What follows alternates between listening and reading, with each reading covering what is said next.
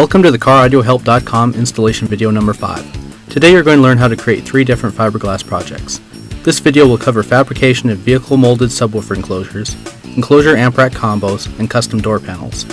Let's get started by taking a look at the equipment and materials we'll use to construct these projects. To form a base for our projects, we'll need medium density fiberboard. This will be used to create the mounting surface for our speakers and also to form the base of our larger enclosure projects. Common 2x4 or 2x6 building material will be used to prop up the solid mounting surfaces. A power drill will be used for any screw holes in the wood. A plunge router will be used in combination with a circle jig for creating the rings and mounting holes for our speakers. The circle jig being used is the M200 from Jasper Audio. These are available directly from Jasper Audio as well as Parts Express. Fixed base router will be used in a small homemade router table to do any flush trim, round over, and rabbeting work needed. Plans for the router table I'm using are available on the internet. If you would like the plans, I have provided a link in the included documentation. We'll be using 4 different router bits. The 1/4 inch straight cut bit will be used with the circle jig to create the rings and mounting holes for our drivers. The 3/8 inch roundover bit will be used in the router table to take the hard edge off the flush mounting rings and amplifier rack. The rabbeting bit will be used to trim down the MDF so the cloth can be stapled flush. The 1/2 inch flush trim bit will be used to cut away the excess fiberglass from the mounting rings and MDF from our enclosure amp rack combo. A pneumatic die grinder will be used in conjunction with the 1/2 inch flush trim bit to trim away the excess material from the mounting rings. An electric unit such as a Dremel or rotozip could be used with a spiral cutting bit for this purpose. A body saw is also recommended for cutting the fiberglass to the needed shape after curing. Again, a Dremel or rotozip with a spiral cutting bit could be used. For the smaller areas that the flush trim bit is too large for, we will use a rotary cutting tool. This is a pneumatic model, but is similar to an electric unit. An angle die grinder will be used in conjunction with 3M roll-lock discs to remove excess material quickly. The 24 grit discs are shown here, but 36 grit will also work. Ask for 3M part number 01408. Expect to pay about $30 for a box of 25. To sand our fiberglass and harden body filler, we use a variety of sandpapers. The most commonly used grits are 40, 80, 220, and 400. The lower the number, the more coarse the sandpaper is. The smoother the finished enclosure covering, the higher sandpaper you will eventually need to use. These papers are used for hand sanding. I'll also be using a professional grade dual action or DA sander from Snap-on. This is a discontinued model, but other 3-inch DA sanders are available. Chicago Pneumatic makes one that can be purchased for about $90 new. The part number is CP7200S. The sandpaper being used with the DA is from 3M and is part of the Hook It Gold series. The discs come in various grits and have a Velcro backing that attaches to the pad of the DA sander. I'm using 80, 220, and 500 grit papers. Expect to pay about $25 for a box of 50 discs. When sanding, it's important to wear a dust mask to keep from breathing in fiberglass fibers and body filler dust. A simple paper mask is better than nothing, but a better quality mask is recommended. A fume mask can be used, but I recommend purchasing different filters for sanding. The higher quality hydrocarbon filters will plug up very quickly if used for sanding. When sanding fiberglass, it's also important to protect your exposed skin. The small fiberglass fibers get everywhere and will cause you to itch like crazy. To help prevent these fibers from attaching to your skin, you can coat it with talc. You can also wear a Tyvek suit, which is recommended for extensive sanding. These are about $6 and can be reused several times. A staple gun should be used to attach the cloth to the edge of the wood enclosure to ensure a strong bond. An air-powered model is recommended, but an electric or hand stapler will work if 1/2 inch staples are used. This gun is a professional unit from BEA and is preferred by many installers. Expect to pay about $200 for a top-quality new gun or $50 for a used model. A pair of scissors and a razor knife will be needed for cutting and trimming the polyester wrapping cloths that will be used. These do not need to be of a high quality, but they do need to be relatively sharp. A heavy-duty pair of shears needs to be used for cutting the fiberglass mat. I prefer to use a cheap pair from a dollar store rather than maintain a quality pair of shears. When the cheap ones wear out, I simply purchase another pair. Wood glue, drywall screws, and brad nails will be used to hold the MDF pieces together. An air brad nailer is highly recommended, though it is possible to use other methods such as gluing and clamping or gluing and screwing to get the same result. To form the first layer of our wrap shape, we'll need polyester-based cloth. Polyester is a good choice because it is stretchable and is the same material as our resin. Thinner cloths will be used for more complex shapes, and thicker cloths will be used for enclosure baffles. For these projects, we'll use polar fleece and plush felt. Both are 100% polyester-based materials. To temporarily hold the cloth in place, we'll use spray glue. I recommend Super 77 from 3M as a good all-purpose spray adhesive. Fiberglass mat will be used to form the base of our vehicle molds and can also be used to strengthen the polyester cloth. Mat comes in various thicknesses or weights and is sold by the yard. The most popular weights are 1.5 ounce and 3 ounce. The thinner the material, the more readily it will take resin and bend around curves. The thicker the material, the stronger it will be when cured. I recommend purchasing some of each. To saturate and cure our cloth, we'll need polyester resin and MEKP hardener. This is what will give our cloth strength when cured. Resin is sold by the gallon and usually comes with enough hardener to mix the resin at 1%. I'd recommend purchasing marine-grade resin rather than the resin available at hardware stores, which can contain a wax. Expect to pay about $20 to $25 a gallon for the good quality layup resin. You may also choose to purchase additional MEKP if you want to mix your resin at a ratio higher than 1%. I recommend purchasing a squeeze measuring container for the MEKP. To thicken the resin, we'll use fumed silica, which is a thixotropic powder. Common talc can also be used as a thickener, but is heavier if that's an issue in your projects. Mixing cups and stir sticks will be needed to mix the resin and hardener. I recommend both 1 and 2.5 quart size plastic cups. They are widely available and cost about $1 each. They can be reused several times when working in straight fiberglass resin. A plastic drop cloth will be needed to protect your work surfaces and to protect the vehicle from any resin drips. This is used in conjunction with masking tape to form the two most common methods of surface protection. A black permanent marker will be used for marking out a mounting surface and for highlighting a cut line on transparent fiberglass pieces. We'll use standard chip brushes for applying our resin. I recommend picking up the 2-inch brushes for small projects and 3-inch for larger ones. They are sold individually and by the case of 24 or 36. I'd recommend picking up a case since they are relatively inexpensive. Latex gloves are an absolute necessity. These protect your hands from the very sticky resin and body filler. Resin is almost impossible to wash off and burns your skin as it cures. Gloves are sold by the 100 box and are about $7. Acetone is about the only thing that will remove polyester resin, can be a real lifesaver when cleaning up spills and tools. It's about $8 a gallon and is highly recommended. A hydrocarbon rated fume mask is another highly recommended item and is an absolute necessity when working in confined spaces such as the trunk. It filters out the very strong fiberglass resin odors, which can also be dangerous. $20 will get you a good quality mask. A fiberglass roller can be a very useful item for removing the bubbles that often appear between layers of fiberglass.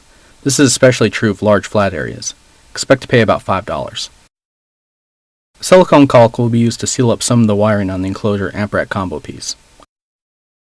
Body filler is another staple of fiberglass fabrication.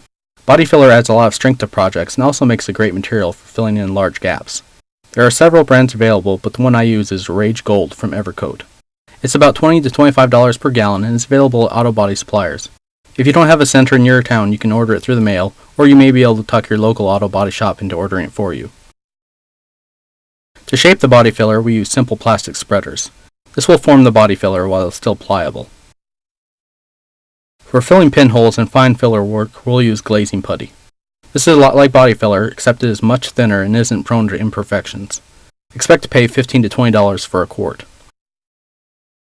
To bond MDF to our plastic door panels, we'll need another type of filler because regular body filler isn't as compatible with plastics. The filler I'm using is 3M Rigid Parts Repair Epoxy, part number 05883 in the Auto Mix line. This is a 2-part epoxy that is basically a liquid plastic paste. The kit comes with 2 5-ounce tubes that are mixed together, and it costs about $25 to $30. There are other brands of rigid parts repair available, but this is the one my auto body supplier carries. To achieve a smoother finish for our painted projects, we'll be using a high build primer. This will be used before the paint is applied to fill in small pits and prep the surface for paint. There are several brands available including Featherfill and Duratec. It's important to use a primer that is compatible with the paint you'll be using, so ask your supplier which kind you should use. Expect to pay about $25 to $50 per gallon. A commercial grade paint prep will be used to prepare our prime surface for paint. Tack cloths will be used as the final wipe down before spraying. Since we'll be doing some basic paint work, we'll need an HVLP or high volume, low pressure spray gun with an air regulator and air dryer. I use a separate hose as well because the hose I use for other air tools has oil residue in it that I don't want getting into the paint. A decent paint gun will run about $50 and up depending on the quality and features. To clean up the paint gun, lacquer thinner will be used with the cleaning brush kit. The paint that will be used is a single-stage acrylic paint from DuPont. This is a very basic equipment paint you can get from your auto body supplier. It's much easier and cheaper to work with than the more expensive paints that require activator and reducer. It's also of a lower quality, but is a great paint to start with. It's fine for interior pieces and it has a very high gloss that doesn't require a separate clear coat. The black being used here is Nason 414-1000 and is about $20 a gallon. To achieve a factory texture on the door panels, we'll be using 3M rocker panel spray. The part number is 05911 and is about $15 a can. To dye the texture surface, we'll be using Sem's Color Coat plastic and vinyl dye, which is about $10 a can. Simple rubbing alcohol will be used to prep the surfaces for the dye.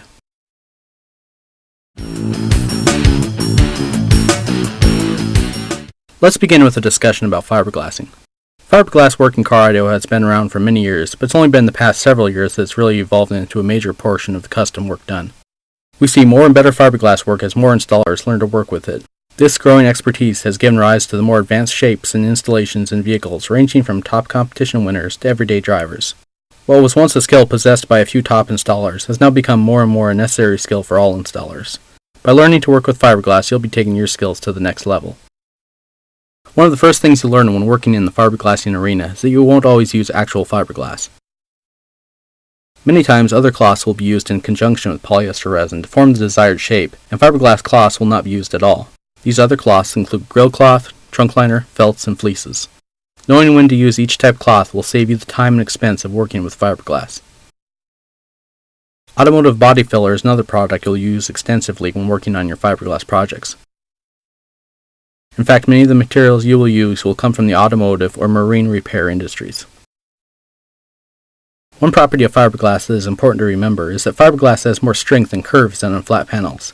This is why we can make enclosures thinner than the 3/4 inch we would need if the enclosure was made from wood. It's also why we use MDF for any major flat areas in our projects.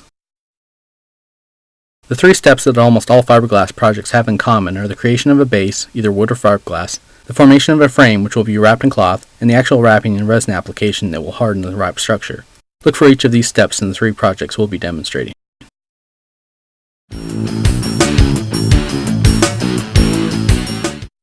Our first project will be a trunk-mounted enclosure that's molded to fit into the rear corner of the trunk. These are very popular because they save a lot of space by utilizing an otherwise unused area of the trunk. This enclosure will be mounted in the driver's side corner of the vehicle, and it will extend out to meet the inner edge of the wheel well. The height will be a little below the bottom of the trunk lid weather stripping. You'll want to vacuum this area to remove any dirt and debris beforehand. Now that the area has been chosen, we tape it off with 2-inch masking tape to protect the area. I highly recommend using 3M brand masking tape because it gives a superior bond which helps prevent leak-through. It's not necessary to use the blue or green painter's tape, but stay away from the generic tape. I always use 2 layers of masking tape to ensure the resin will not leak onto the vehicle. Overlap the tape by 1/3 to 1/2 the tape width. Center the second layer of tape over the seams of the first layer. After both layers of tape are secured, draw out the final enclosure shape with a black permanent marker. If you have any straight lines, make sure they are drawn out with a straight edge. This will save you from having to fix it later, which takes unnecessary time. When drawing out the shape, be sure to take into account any moving parts such as this trunk lid hinge. Also remember that the enclosure will need to be removed from the vehicle, so don't make it so large that it won't fit through the trunk opening. Create your shape using smooth curved lines whenever possible. This gives the piece a neater look and makes it easier to wrap in cloth. Sudden, sharp angles are difficult to wrap and throw off the flowing look of the final piece. Here you can see the final shape that was drawn out. Notice where the lines are in relation to the vehicle. The final piece won't interfere with any of the vehicle functions or removal of the enclosure. After the shape has been drawn out, it's time to apply a fiberglass mat. Since our piece is vertical, we'll spray the tape with spray glue to temporarily hold the mat in place. I recommend cutting the mat in strips to make it easier to work with. I buy rolls of 4-inch wide mat, which really speeds up the process. Keep cutting and pressing until the entire drawn out area is covered. It's a good practice to overlap the line to be cut by 1 inch to ensure adequate thickness in the cut line area. Once the area is completely covered, mix up 1 to 2 liters of resin at a 1 to 2% hardener ratio and begin soaking the mat using a 2 to 3 inch brush. A greater hardener ratio will speed the curing time, but will also decrease the working time, so mix according to your own experience and speed. Be sure to wear your fume mask when working in the trunk and wear your gloves to prevent resin from getting on your hands. Soak the mat completely through the tape by pressing the resin into the mat with a brush. Press out any air bubbles in the same manner. This technique is called stippling. When the first layer is complete, add additional layers of mat and resin as needed to strengthen the enclosure. The stickiness of the resin will hold the additional layers in place, so spray glue isn't needed after the first layer. For this type of project, a 6-ounce thickness is usually adequate, so if you're using 2-ounce chop mat, you will need 3 layers. A 3-ounce mat will only need 2 layers, and so on. It's important that the fiberglass is strong so that it doesn't warp when the resin is curing on the wrapping fabric. When all layers have been applied, clean the brush in acetone and allow the piece to cure completely in the trunk. While this is curing, you can make the mounting ring for the woofer.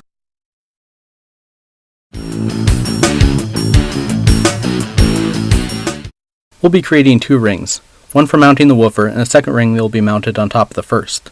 The second ring will be used to flush mount the speaker into the enclosure. We'll create both of these rings with a plunge router and a circle jig.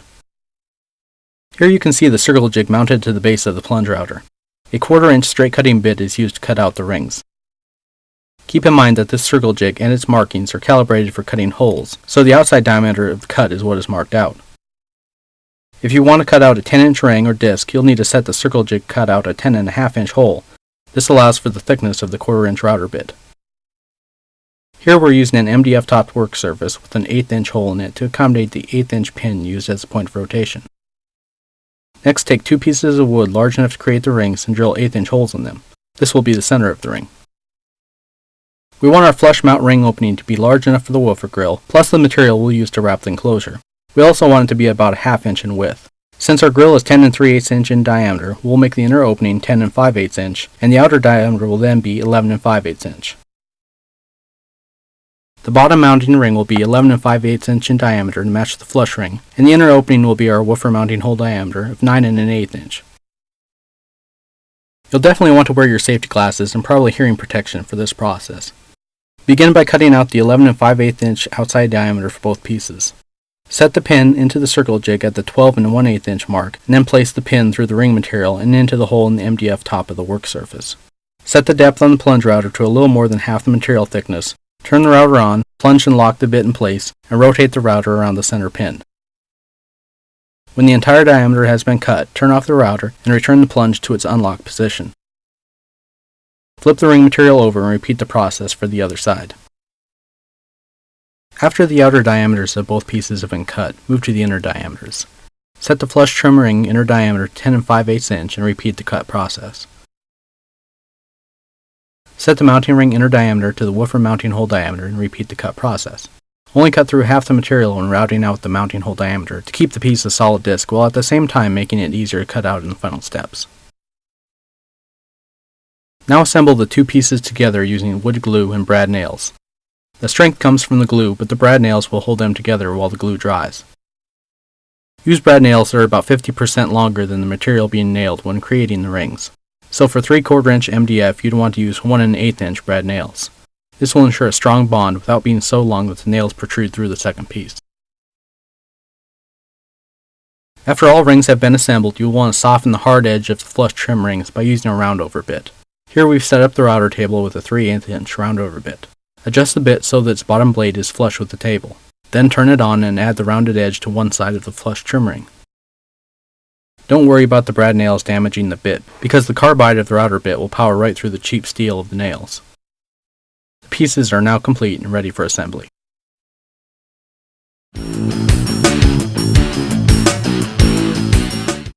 After the fiberglass base has cured, remove it from the vehicle. The tape will come off easily in the final stages of the curing process because the heat from the resin curing will have softened the tape adhesive. Otherwise, the tape will not come off as readily. Most of this will not be a problem except around the edges of the enclosure, where we'll need to attach the fabric and carpeting for the enclosure. If you can't peel this area off by hand, you can use a sander to remove it. After the tape has been removed, you can cut out the enclosure shape along the marked line using the air body saw. Be sure to protect your exposed skin with talc and wear a dust mask because the cutting process will send small fiberglass fibers into the air. The edge can be smoothed with an angled die grinder and a 24 grit roll-off disc. Check the fit of the enclosure in the vehicle and trim if needed.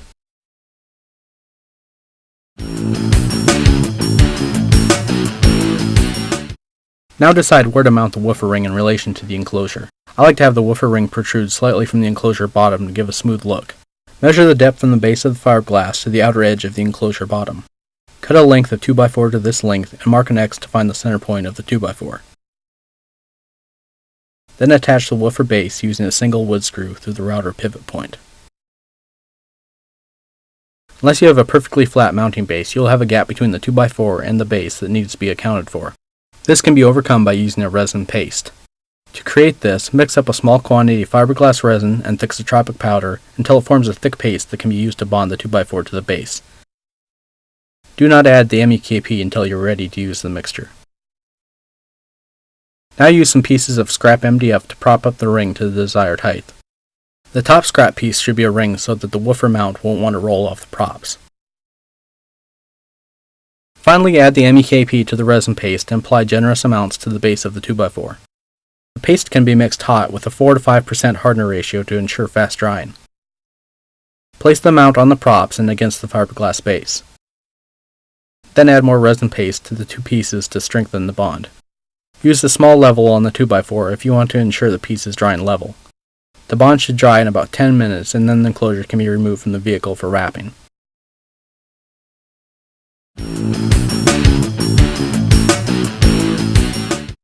We'll be using plush felt for wrapping this enclosure because it is a very thick polyester-based fabric that is somewhat stretchable. Using a thick fabric like this will eliminate the need to strengthen the enclosure with multiple layers of fiberglass mat, which saves time and money. Begin by cutting a piece of fabric large enough to cover the front of the enclosure with at least 2 inches of overlap on the sides. Then spray the back side of the enclosure along the edge and allow it to tack up. Spray the edges of the felt with glue in the area it will bond with the enclosure. Plush felt has a smooth side and a rough side. Face the smooth side out to reduce finish time later on. Now drape the cloth over the enclosure and press one side in place. Then starting on one side, pull the fabric semi-tight and press against the enclosure back. When pulling, do not pull so hard that the piece warps. Only pull it tight enough to eliminate sags in the fabric. Continue this process of pulling and pressing until the fabric is taut over the enclosure. When the wrapping is complete, you can begin applying resin to the enclosure. Mix up 1 to 2 liters of resin and apply it to the fabric with a 3-inch brush. Pay special attention to the area of the MDF trim ring and the enclosure edges. The resin will bond the fabric to the MDF ring, so really soak this area well. Do not apply resin past the enclosure edge or the spray glue will release and the fabric will pull up. Keep applying resin until the fabric is completely saturated and the resin no longer soaks into the fabric. When completely saturated, the resin will begin to pool on the surface. Let the enclosure cure and clean the brush in acetone. After the resin is cured, it will be tack-free and no heat will be given off from the curing process. The piece is now ready for trimming and finishing.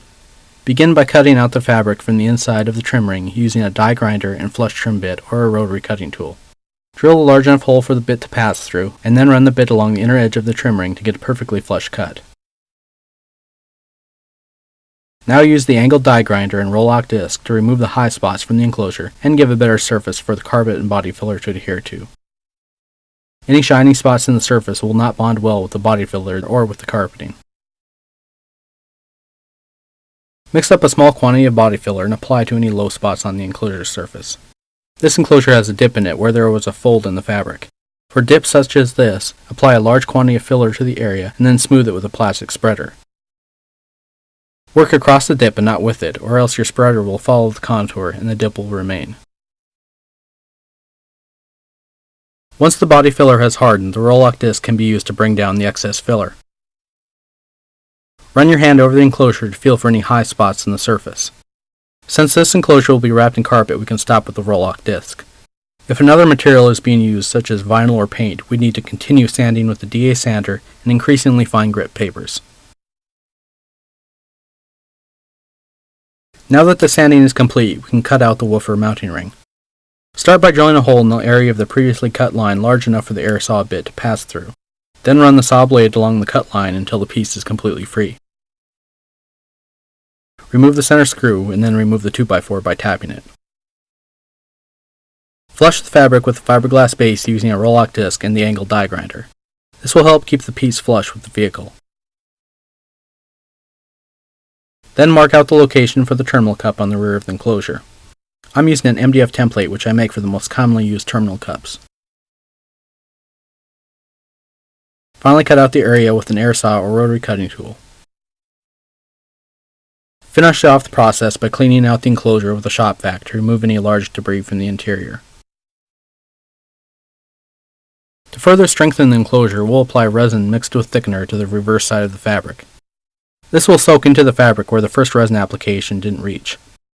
Mix up some more of the resin and thixotropic powder as before. Don't mix the first layer too thick or it won't soak into the fabric. Pour some of the mixture into the enclosure and press it into the fabric with a brush to get better saturation. Spread it around the interior until the fabric is completely covered. Then you can mix some more thickener into the resin for a final thicker layer. The weakest part of this enclosure is the area between the fiberglass base and fabric, so pay special attention to this seam. This also seals any small air leaks and is similar to caulking an MDF enclosure.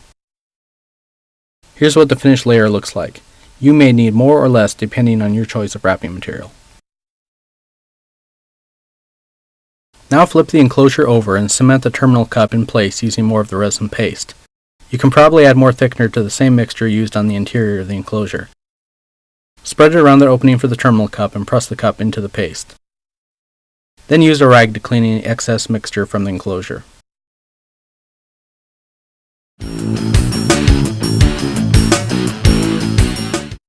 While this is drying, the enclosure can be wrapped. Begin by laying out the screw pattern for the woofer, using the woofer or the grill ring. Then pre-drill the holes with an 1/8 inch bit and a power drill. Carpeting the enclosure will be similar to the wrapping process used before. Begin by spraying the enclosure and the carpeting and allow them to tack up. Then press one side in place and begin pulling and pressing the carpet onto the enclosure. Most box carpeting is stretchier than plush felt, so it should be relatively problem-free. Respray areas as needed and continue pulling and pressing. Carpet the woofer opening by first stretching the fabric slightly with your fist in a circular motion. Then cut slits into the center of the mounting ring to make it easier to press the carpeting into the flush trim ring area. Trim the excess carpet away with a razor knife by running it along the woofer opening. Then move on to the enclosure edges. Respray the edges and press firmly to hold them in place. Any excess can be trimmed with a razor knife. Before mounting the woofer, we'll need to cut the carpeting away from the screw holes. This keeps the carpet from wrapping around the mounting screws. Then to complete the enclosure, add fiber fill if desired, connect and mount the woofer, and add the grill. The enclosure can now be press fit in place, or strips of male Velcro can be added to the enclosure to secure it in the trunk carpeting.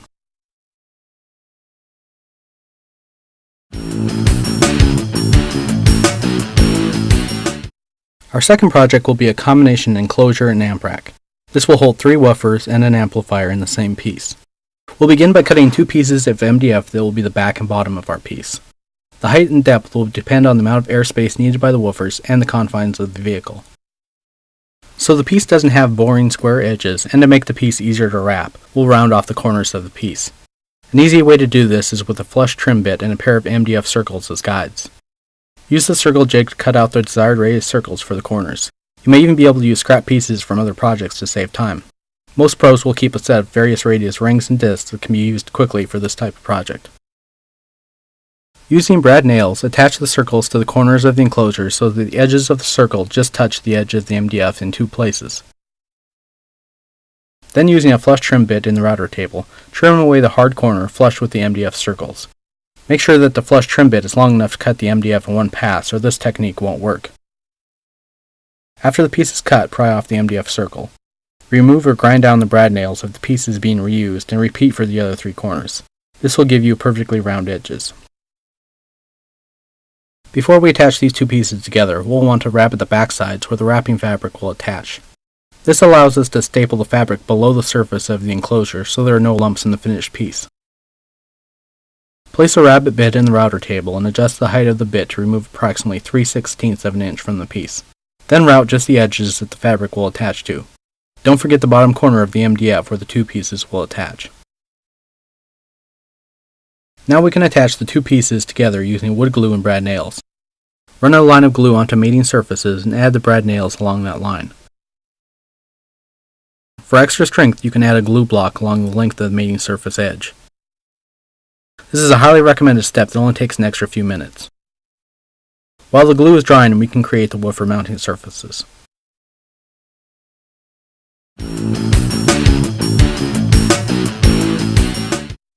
For this project, we're going to do something different and mount the woofers inverted. We can make the same mounting and trim rings as the first project, but instead we'll simply make a flat disc to mount to. This enclosure uses 3 woofers, so we'll create 3 mounting discs. We'll rabbet the edges of these discs to accommodate the thickness of the resin fabric as well. Be sure to take the length of the rabbet and the mounting diameter of the woofer into account when choosing a diameter for the mounting disc. For the amplifier mounting, we also have the option of either recessing the amp or mounting it above the surface. I'm going to recess mount it for this project. This will be accomplished by creating a small enclosure that will surround the amplifier.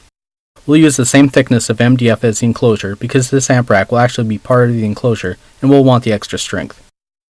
I'm going to mount this enclosure to the top and back of the piece. This means that the back wall will form one side of the enclosure, so only 3 sides and the bottom will need to be fabricated. Once the dimensions are known, the pieces can be cut on the table saw and assembled using wood glue and brad nails. After a few minutes, the glue will set up enough to allow us to round over the edges of the piece to ensure no hard edges show through after wrapping. As this piece is fully drying, we can create the 2x4 mounts for the woofer mounting discs. For symmetry, the right and left mounts should be mirror images of each other. The middle woofer should be centered on the piece and be at an angle that complements that of the left and right woofers. Cut one 2x4 to the desired height and angle and test the look. Use scraps of wood to make sure your woofer mount is in the proper position.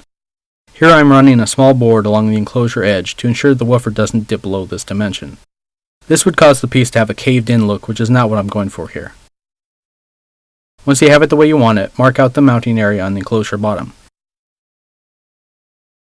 To create a mirror image of the mounting point, we'll create 4 lines that intersect with the 4 corners of the original mounting point. Begin by measuring the distance from point 1 and then create a point the same distance in the middle area of the base. Then connect the 2 points with a straight edge. Repeat this for 3 corners. Then measure how far the 4th corner is from the enclosure side and mark a point at this length on the opposite side. Finally, take the 2x4 and line it up so that its corners touch all 4 lines and trace its outline. It will only fit one way, and this ensures a completely symmetrical piece. We'll be mounting 2 screws to secure the 2x4s to the enclosure so that they won't rotate around a single screw point. First, find the center by marking an X. Then draw a line through this center point to divide the 2x4 section in half.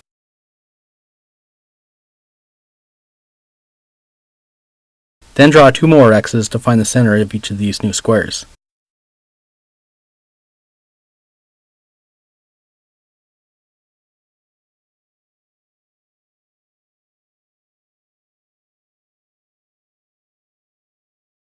Repeat this process for the other side.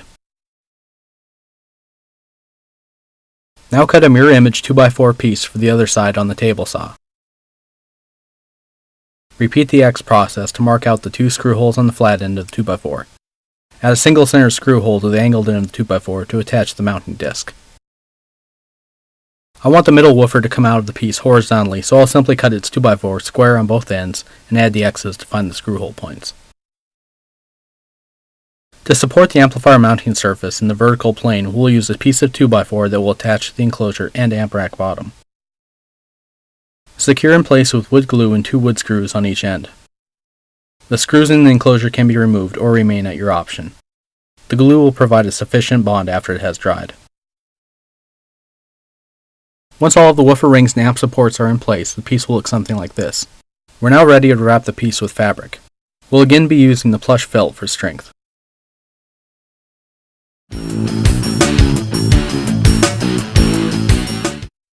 As before, cut out a piece of fabric large enough to cover the enclosure with a 2-inch overlap around the edges.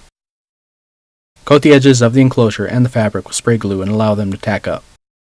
Then drape the cloth over the piece and attach one side so you have a base to work from. Pull the fabric tight and press it in place on the sprayed surface. Warping won't be an issue since our piece is MDF, which is very strong. Once the piece is wrapped and you're satisfied with how tight the fabric is, you can begin stapling the fabric to the MDF. Staple along the ridge of the MDF and fabric where we added the rabbeted edge. You can use this ridge as a guide for your staple gun to speed up the process. The staple length is not critical for this piece, but they should be long enough to go through the fabric and seat firmly in the MDF. I prefer to use divergent point staples because they will spread out and hold better in the wood. After the edge of the enclosure is stapled down, repeat the process for the woofer mounting discs and amplifier enclosure. To help pull down the fabric to the amplifier surface, you can use scrap pieces of MDF and staple or even brad nail the MDF to the enclosure. Once all the stapling is complete, go back and run a razor knife along the rabbeted edge. This will cut the fabric perfectly along the seam and will minimize finish work later. The remaining gap between the rabbeted edge and enclosure sides will be smoothed over with body filler in later steps. The piece is ready for resin when it looks like this.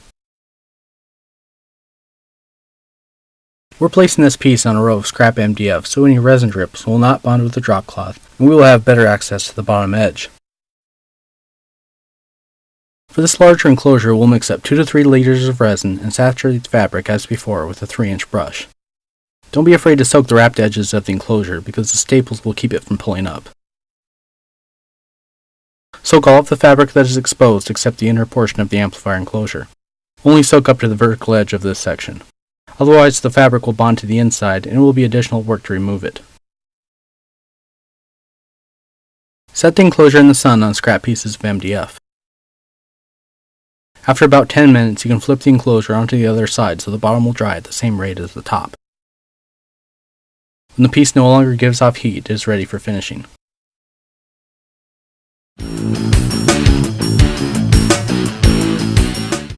First, we'll pry off the MDF scrap that was used to pull the fabric tight to the corners of the amp enclosure.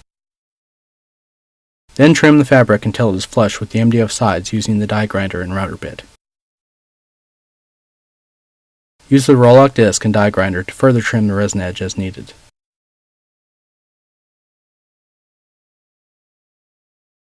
Now use the angled die grinder and roll-lock disc to remove the high spots from the enclosure and to remove all of the shine from the exterior.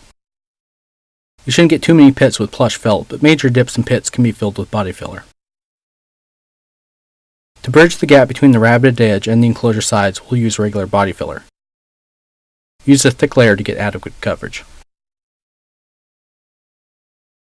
Once the body filler has hardened, the excess filler can be removed with a DA sander and an 80 grit sanding disc. The rear and bottom of the enclosure can either be carpeted or left unfinished, so these surfaces can be left as is.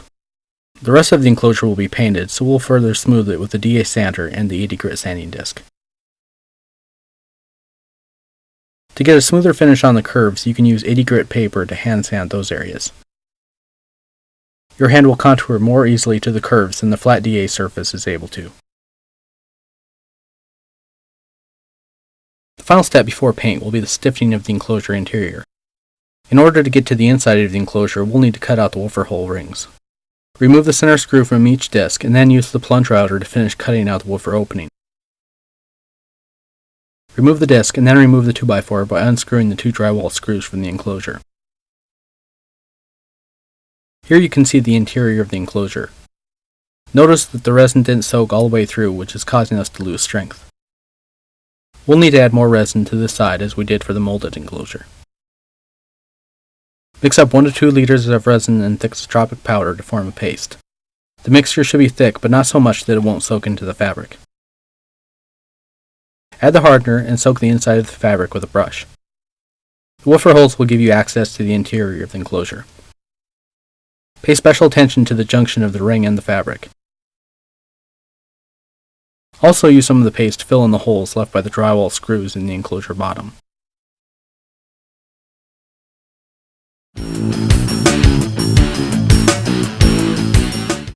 While this is drying, we can spray the enclosure with high build primer.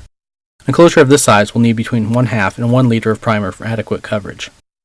Begin by wiping down the enclosure to remove any sanding dust from the surface. Use a disposable rag soaked with surface prep. This will dry almost immediately because it is very volatile. Then mix up the needed amount of high build primer according to the directions on the container and pour it into the spray gun.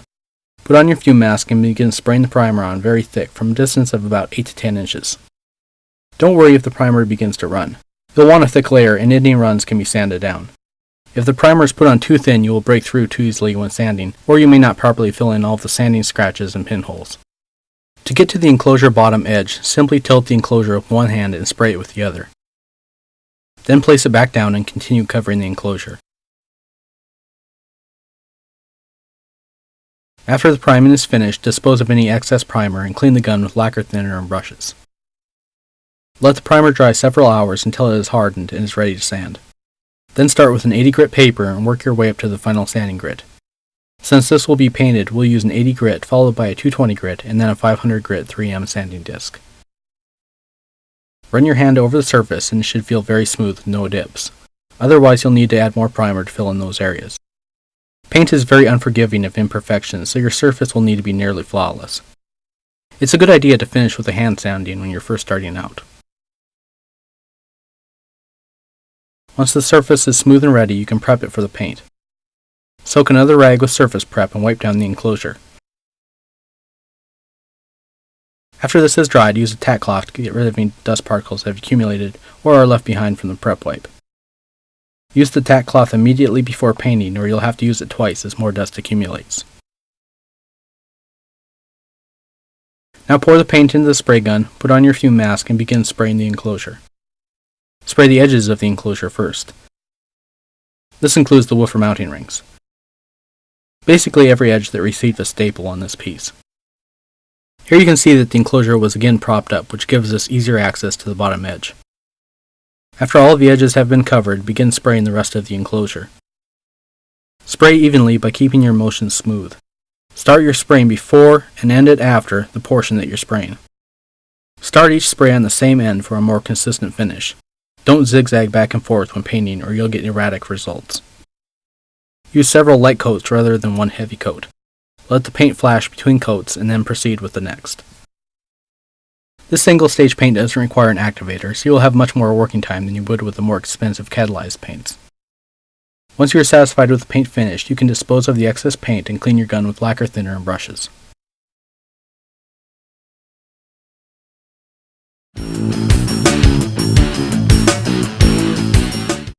Once the paint has dried, we are ready to finish the enclosure. I'm going to use a router with a flush trim bit to cut out the opening for the amplifier wiring. A jigsaw or air saw would work as well. We can either leave the bottom and back unfinished or cover them in carpet. I'm choosing to cover them in carpet. To prepare for this, a quick sanding with a DA and an 80 grit disc will do the trick.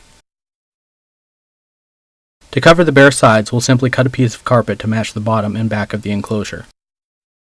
As always, begin spraying both the carpet and the surface that will be carpeted. Try to avoid spraying the glue onto the paint, but don't be overly concerned about it. Spray adhesive won't stick very well to the paint because it is so smooth. Any overspray will be easily wiped off in the final cleaning. After the carpet is tacked in place, take a razor knife and using your cutting hand as a guide, trim the carpeting below the painted edge. As always, use a sharp blade when trimming fabric or carpeting.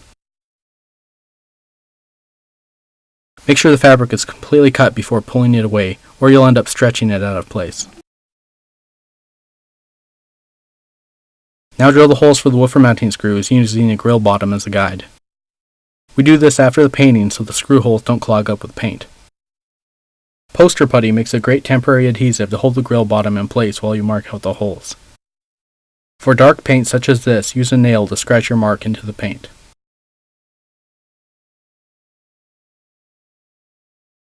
Also mark out and very carefully drill a hole for each woofer speaker wire to enter the enclosure.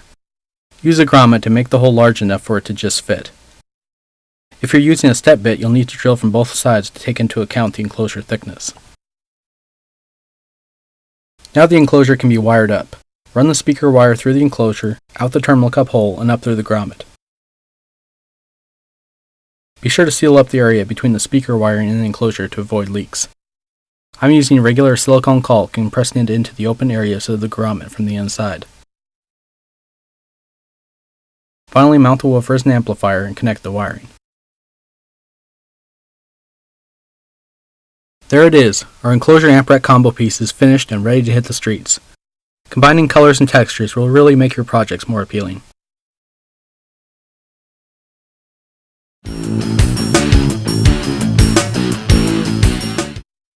Our final project will be the customization of a stock door panel. It's recommended to use the factory door panel as a base whenever possible, even if major custom work is being done. This ensures a good fit to the door and is much easier to achieve a factory look so the panels look like they belong. We'll also be creating a custom tweeter pod in the sail panel of the door.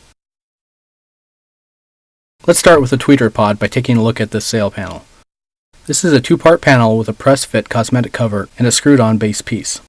Other sail panels may be in one piece. Whatever kind you're working with, it's important to note the method of attachment because you'll want to ensure your pod doesn't interfere with it.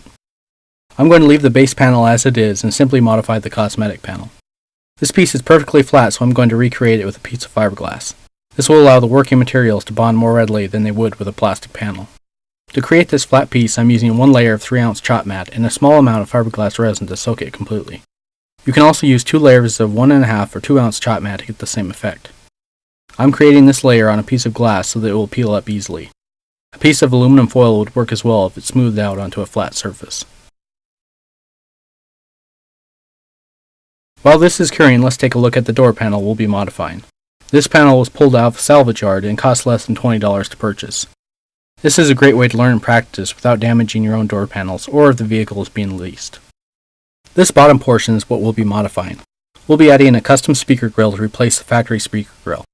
The stock 4.5-inch speaker will then be replaced with a 6.5-inch mid-bass speaker. If we look on the back of the door panel, we can see that it is actually 2 pieces. We'll separate the top and bottom portions of the panel. This isn't necessary, but will make the panel easier to work with and won't require the top portion of the door to be protected from overspray. The bottom and top panels are secured with the line of screws on this door panel.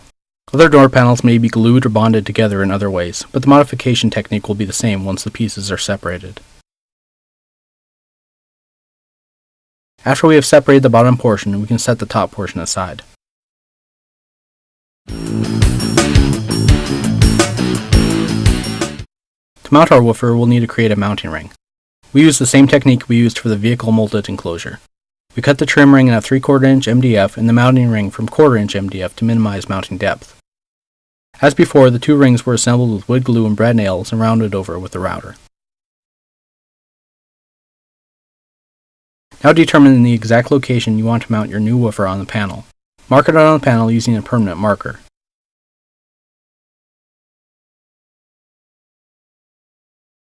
Then cut it out with an air saw or rotary cutting tool.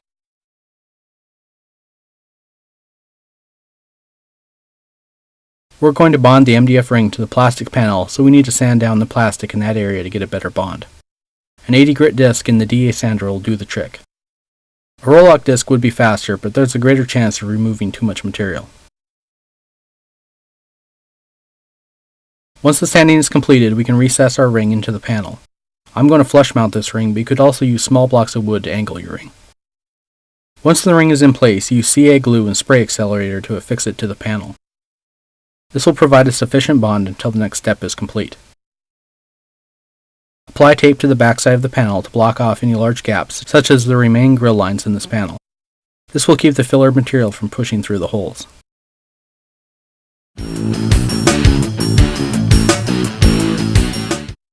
We're now ready for the bonding material. In order to bond with plastic, such as this door panel, you'll need a special kind of filler material. Ordinary body filler will not hold up because it's not designed for these plastics. The filler I'm using is a rigid parts repair epoxy. This is a 2-part epoxy that is basically a liquid plastic paste. There are several brands of rigid parts repair available, so ask your auto body supplier which they carry. Before using the rigid parts repair, wipe down the surface with rubbing alcohol. This will clean, dry, and prepare the surface for the filler. Rigid parts repair is applied just like body filler using a plastic spreader. Begin by mixing equal amounts of each tube until you have an even consistency. Then fill in the gap between the ring and panel so it flows smoothly and makes an even transition. Spread the filler across the gap and not with it for better results. You'll have a working time of about 10 minutes, which is more than enough for this project. This type of filler isn't as thick as body filler, so you may need to add a second layer in areas that need a lot of buildup. While this is curing, let's go back to our tweeter pod. After the resin is cured, we can pry it off the glass, trace the original panel onto it, and then shape it with an air saw and a roll-lock disc.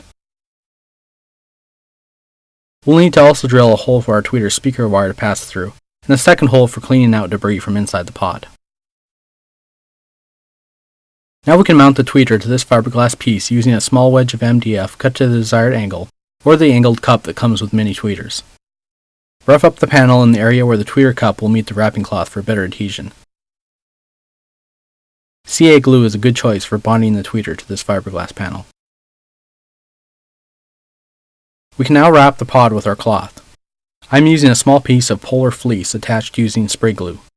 This is a thinner material that is stretchier and not as thick as the plush felt.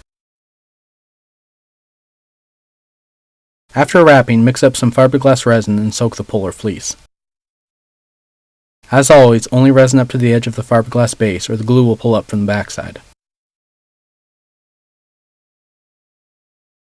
After the piece is completely resined, let it cure. Plastic filler should now be cured enough that we can use the DA sander to further contour the filler. Since we're going to texture the new panel, an 80 grit finish is sufficient, but a few passes with finer grades of paper are recommended. Blend the sanded areas to the original texture to minimize any transition lines using a medium grade paper.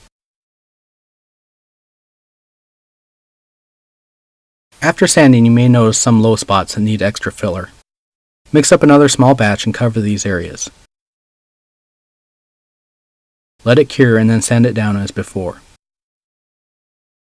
Any small pits in this final surface can be filled in with the glazing putty. Apply it just like body filler. Then sand down after it has hardened. Using the DA, we can also smooth out the surface of the tweeter pod. Remove the high spots and shiny areas using the 80 grit disc. A roll-lock disc would be overkill on a small piece such as this, but it can be used to sand the excess fabric flush with the back of the pod. Now mix up some body filler and apply it to the pod to add strength and to fill in any dips and pits. Smooth it with the plastic spreader around the pod and not up and down. After it is cured, a final sanding with 80 grit is all that is needed to smooth it to an acceptable level for our final steps. Because both pieces are now complete, we can bring them together for their final texture spray and dyeing.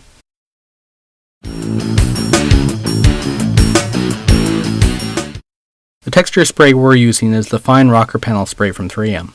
It's about $15 a can and is available from auto body supply shops and some auto parts stores. We'll follow that up with a vinyl and plastic dye from Sims that will give us the factory look we're aiming for. Begin by cleaning the surfaces with rubbing alcohol and a disposable rag. You can use the spray cleaner, but rubbing alcohol works just as well to prep the surface. Some surfaces may benefit from the use of canned adhesion promoter, so check with your supplier to see if that's the case. We'll be dyeing the entire bottom panel, so make sure the entire section is completely clean. Then tape off any areas that you don't want textured or dyed. Now thoroughly spray the piece in the area of the new panel in quick sweeping motions from a distance of 16 to 18 inches. Apply 2 wet coats and then let it flash about 3 minutes. Follow that with another spraying from the same distance. The finer the texture of your panel, the closer you'll want to spray. Spraying farther away will give you a rougher texture. By spraying from farther away, some of the material will actually dry on the way to the surface to give a rougher texture. Concentrate mostly in the area of the new section, but also sweep into the original panel to blend the textures. After spraying is complete, place the piece in the sun for quicker drying. Repeat for the tweeter pod. After the final spraying has dried, you will want to give the pieces a final check to see how well the texture matches. You will sometimes find that a light hand sanding with a 400 to 600 grit sandpaper is needed to give the desired texture.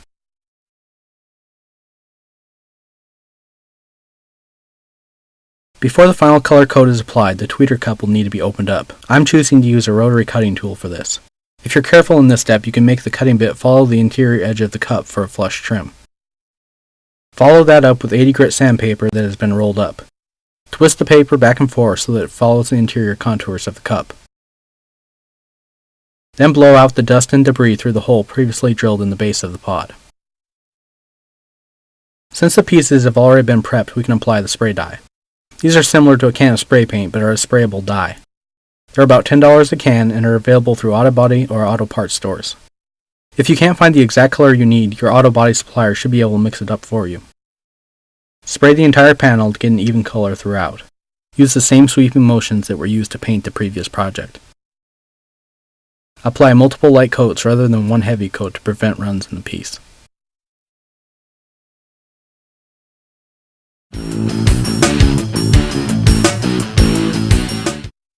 Our final step is to reattach the pieces to the door panel and the sail panel.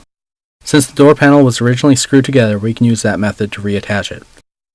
For door panels that were originally bonded together, a line of staples should be used to reattach the panels. To attach the tweeter pod, I'm using 3M emblem tape. This is a super strong double-sided tape that is normally used to hold the exterior trim to the vehicle. It's taking the place of the 3 small plastic pins that were press-fitting the original panel into the base. This is the completed door panel in the vehicle. Compare it with the original stock panel and you'll see the cosmetics match the rest of the vehicle, and most importantly, the panel fits well and doesn't interfere with the door closing. Door panels that are created in this way are quick and relatively easy to do, and still give a custom look without a lot of extra work. The matching tweeter pod will raise the image of the system from that of a door-mounted tweeter, and actually looks like it could be a stock tweeter location. That concludes this video. I wish you success with your own fiberglass projects. Have fun and good luck.